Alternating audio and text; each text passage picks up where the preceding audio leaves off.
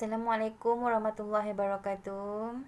Selamat datang kepada semua pada tahun 6. Okey, hari ini adalah hari Isnin. Subjek kita adalah sirah.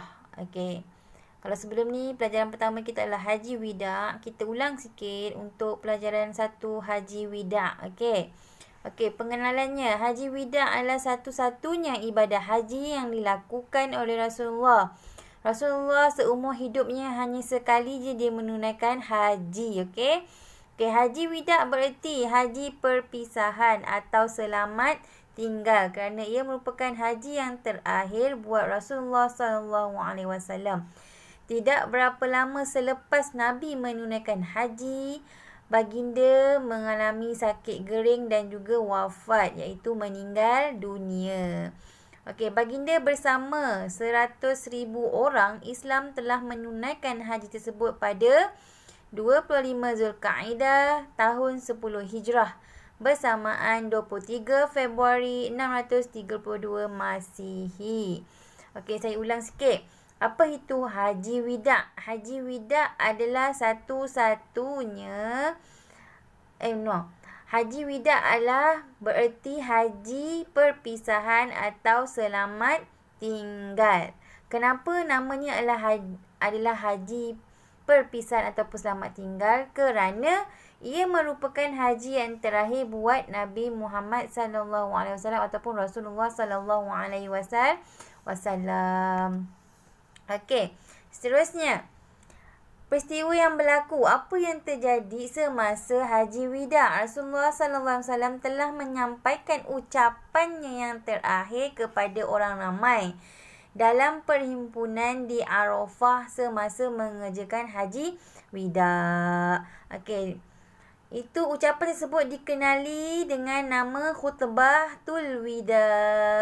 Apa yang Nabi sampaikan di dalam Khutbatul Wida di semasa di Arafah? Yang pertama, Nabi menegaskan tentang keesaan Allah Subhanahu Wa Taala. Yang kedua, Nabi memberitahu persamaan hak antara semua manusia tanpa mengira bangsa atau keturunan. Dan yang ketiga, Nabi memberitahu persaudaraan yang erat sesama Islam. Nabi menegaskan. Okey, yang keempat, kelebihan seseorang di sisi Allah Subhanahu Wa Taala hanya dengan bertakwa. Okay, dan kelima, suami dan isteri perlu menghormati antara satu sama lain. Ini adalah 5 ucapan khutbah Rasulullah di Arafah. Okey, dan seterusnya.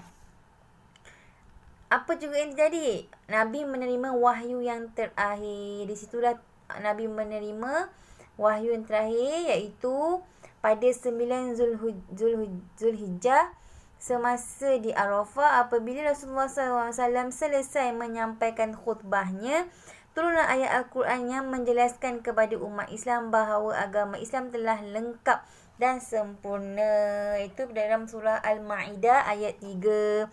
Al-yawm akmaltu lakum dinakum wa atmamtu alaikum ni'mati wa raditu lakumul Islam madina. Maksudnya, pada hari ini telah aku sempurnakan untuk kamu agamamu dan telah aku cukupkan kepadamu nikmatku dan telah aku redha Islam itu menjadi agama bagimu.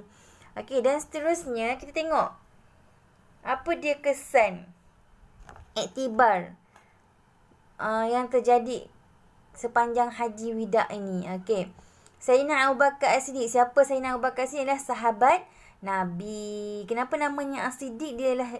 Dia salah satunya sahabat yang tidak pernah menidakkan apa-apa percakapan Nabi. Sebab tu kita panggil dia As-Siddiq yang benar. Okey, Sayyidina Abu Bakar As-Siddiq dia menangis apabila mendengar Rasulullah SAW membaca ayat tersebut. Lalu orang bertanya kepadanya, "Mengapa engkau menangis?" Jawabnya, "Tidak ada selepas kesempurnaan melainkan akan datanglah kekurangan." Sebenarnya sedihnya Sayyidina Abu Bakar As-Siddiq. Okay, umat Islam mengerjakan haji dengan sempurna. Itu adalah kesan di mana berlakunya semasa Haji Wida. Okey. Seterusnya, Ustazah nak awak semua buka muka surat 4. Okey, muka surat